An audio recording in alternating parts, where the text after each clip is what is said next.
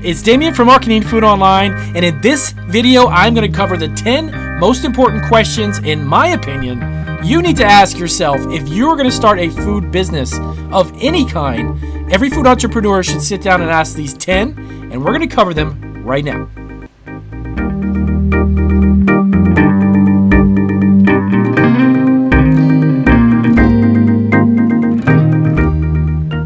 It's Damien from Marketing Food Online. I hope you are having a great day. These are actually going to be 10 questions that I believe every food entrepreneur, when you start, or if you're just in the early stages of your business, you need to ask yourself these questions to make sure that you are in line with whatever it is required of you from a legal standpoint and from a standpoint of starting and kind of having a vision for your small food business.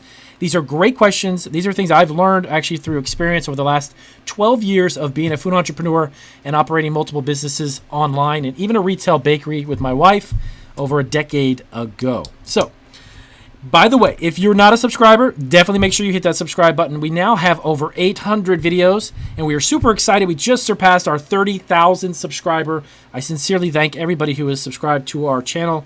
I love doing these videos, and I love helping out many of my clients. I've done over 300 phone consultations over the past 3 years, and it's been fantastic. I'm super excited to help other people get their food business and their dreams of having a food business up and running. So, Damien, let's cut to the chase. What are these 10 questions that you're dying to tell us about? So these are in no particular order of importance at all. I just want to cover these 10. I want you to kind of sit down with a pen and pad to kind of write these down, or you can just simply listen to the video, of course, as many times as you need to get them down. But these are really great questions that you need to look into to really help you, give you some direction to where it is you want to go and what it is you actually want to do. So number one, and this may sound kind of trivial, but you'd be shocked to know how many times people are not sure of this one. What are you going to make? Have you even thought about it? I have a lot of people who've asked questions, really nice and fantastic subscribers. They're just not sure of what type of food product they have. They say, well, I've got a dozen or so recipes for different products, different food items. Some of them are actually like dishes and things that I make. Some of them are baked goods. Some of them are snacks. Well, you need to find out what you want to make. Figure out one particular product, and from there, if you have 4 or 5 variations, if you can make it in a variety of different flavors, that's perfect. But figure out one particular, because when you start to make a business out of this, and you transfer yourself from being just a hobby or something you do on the side to make a couple bucks, but now you want to be a legitimate business, you want to incorporate yourself, you want to do all of that, you need to figure out what it is you're making, and can you make it well, and can you scale it? Okay, can you grow that? Is it a recipe for? Sometimes there's certain food products that are hugely challenging to scale. Okay, there's some that are super easy. You know, you simply multiply the recipe itself. The packaging can remain the same. You can either serve it in larger quantities, lower quantities. It can be produced quick and fast. There's no baking. There's no sauteing. There's no cooking. Maybe it's something that's roasted. You kind of get the point. Can you make it, and can you make it in larger quantities? Because down the road, as your business grows, you're going to want to scale that business, and it's got to be something that's easily to be scaled, okay? Don't complicate this, because it doesn't have to be so complicated. And as your business grows, then yes, you can add more products. I would definitely recommend you do that. If you can create a line of products, that's different than just having a one single product. So figure out what you're going to make. Second, where are you going to make this? There's really only 2 ways to do it, either from home or in a commercially licensed kitchen that you may either own or that you're going to rent. It's really one or the other.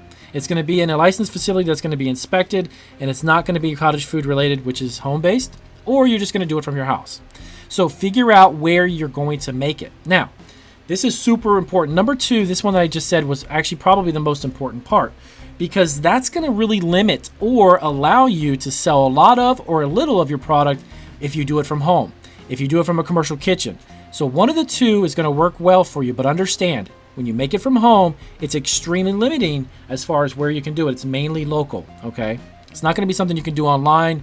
You can't ship products interstate for the most part, and you want to just figure out where exactly you're going to do it. Now, the third one, the permits, the licensing, the insurance, all of that from a state, federal, and local level. A lot of the clients I've done consultations on, they don't realize that there's a multitude of different layers of licensing and permits that are needed. So make sure that you've got your federal, state and local municipalities permits, licensing, and such that they may need. Now, Damien, that doesn't really tell me exactly what what kind I need. I live in Los Angeles, for instance, or I live in Chicago. Or it doesn't tell me. Well, I can't sit on this one video for 10 minutes and explain every single city and county. So I apologize. I don't want to put you to sleep. I need you to do your homework. Simply call your local municipality and ask that city or county level business licensing office, what is it I need? Then check your state's websites. Now, on the federal level, it's mainly the FIN number that you will need, which is a Federal Employer Identification Number, okay? And that way, that allows you to file your taxes, and your IRS and all of that fun stuff goes through that number because your business will be issued that FIN number, okay? But at the local level, it varies. I necessarily cannot speak on behalf of LA or Chicago because it'll vary as to what type of permit or license they'll need. Number 4. This is important, and it's something that's mainly focused on those starting from home, is classes and courses. Sometimes in certain states, they're going to require for home-based food businesses to have food handlers cards or food handlers permits. There's different types of ways that they actually say it, but some classes you may have to take from the state level or local level. And then some places you may have courses and such you can do online, or you may have to go somewhere to take these food handling courses. And they're mainly courses that will cover food handling, sanitation, storing food, preparing food, packaging, and labeling, all of that good stuff. So check on that, okay? And that mainly is those who are in the home. Now, if you're going into a commercial facility, there's other requirements that may be needed as well. But from my knowledge, when you're going into a commercial facility, for the most part, and some states are different, courses and classes on food handling may or may not necessarily need to be there. That's different from a restaurant. If you're preparing packaged food, and it's going to be food sales establishment, not a food service establishment, there's two variations, okay? Selling food is one thing. Food service, when you're in a restaurant, cafe, a bar, a bistro, something like that, and you're serving food on the premises, that is food service. Okay, so there's a differentiation between the two. Number 5, who's going to inspect you? And you need to create a relationship and a rapport with those people. You need to understand who they are. Is it going to be the Department of Agriculture that's going to inspect you? The health department going to inspect you? And if so, how frequent are their visits? Sometimes it's every 6 months, so it's twice a year. Sometimes it's annual, okay? Sometimes it's every quarter, which is every 3 months. Find out who it is. It's very important. Number 6, did you incorporate? This goes back to what I was kind of starting to touch on in the beginning of the video. Please do yourself a favor. And I always tell my clients when I've done consultations, like the first thing out of my mouth, incorporate yourself. Protect your business and your personal life. They have to be separated. This is not going to be a hobby anymore. You're not doing this as a side gig or a hustle. This is a business, and you need to treat it as such, and you should incorporate yourself. And now you're probably thinking, well, where do I do that? How can I do it? A whole bunch of these resources that I'm talking about in this video down below in the descriptions. I've got tons of links to websites that will help you easily get your food business insurance, incorporate yourself, and everything in between. So check out all those other resources too. That's all down below. So incorporate yourself. Number 7, food business insurance. Did I get food business insurance, and do I need it? Yes, yes, and please yes. Get food business insurance for your business. The average policy is only about $500 to $600 a year in the range, and you can normally get that broken up over to monthly payments. But it's very important from a liability perspective to have food business insurance. Don't neglect that, okay? Some places, some states, or even counties may not even require it, believe it or not, which is shocking.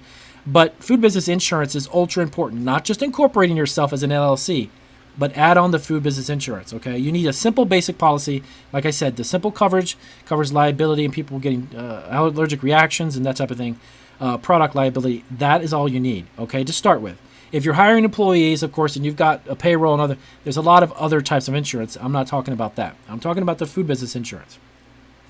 Now, number 8, this is something you need to find out from, again, your city or county. And this is, if you're going to use a commercial kitchen, can you use that as your business address since you are producing it there? But your home office is where your business office is out of, but you do not produce any food products from there. Find out specifically how your city and county handles that.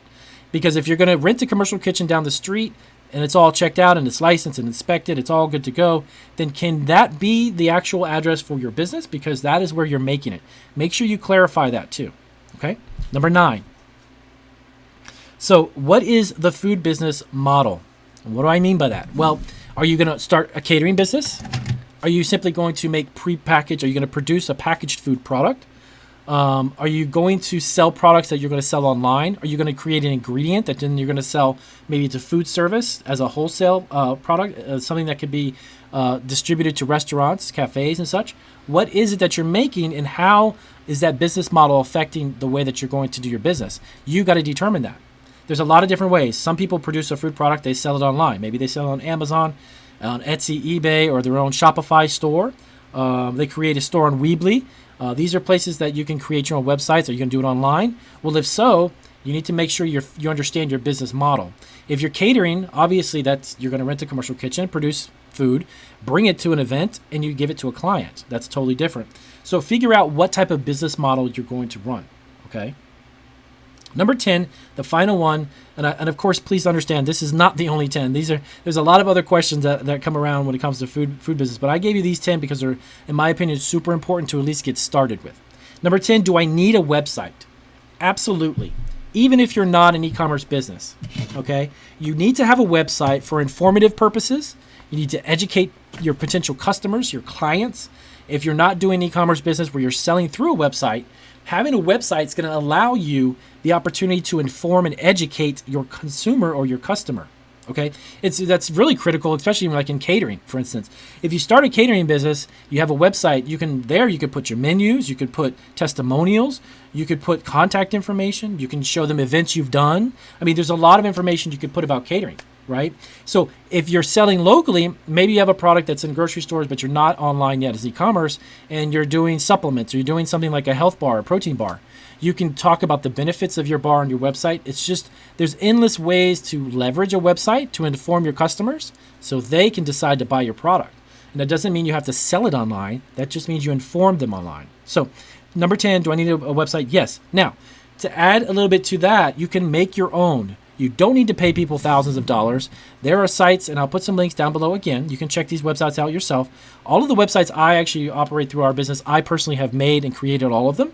And Weebly and Shopify are the two that I recommend most. I've utilized GoDaddy, HostGator. I've done Weebly and done Shopify. These e-commerce websites, these platforms are fantastic. But the two that I like the most, Shopify and Weebly, they make it simple. They have this simple drag and drop.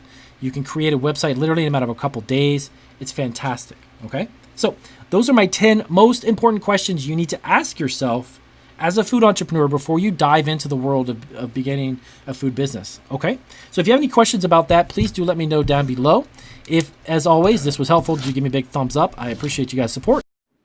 Thanks for watching Marketing Food Online. And if you are looking to create your own food truck, start a home-based food business under the cottage food law, franchise a food operation, start a packaged food business, private label your own food product, sell on Amazon, get your own online store, or sell food online, remember to subscribe and check out these videos for more resources.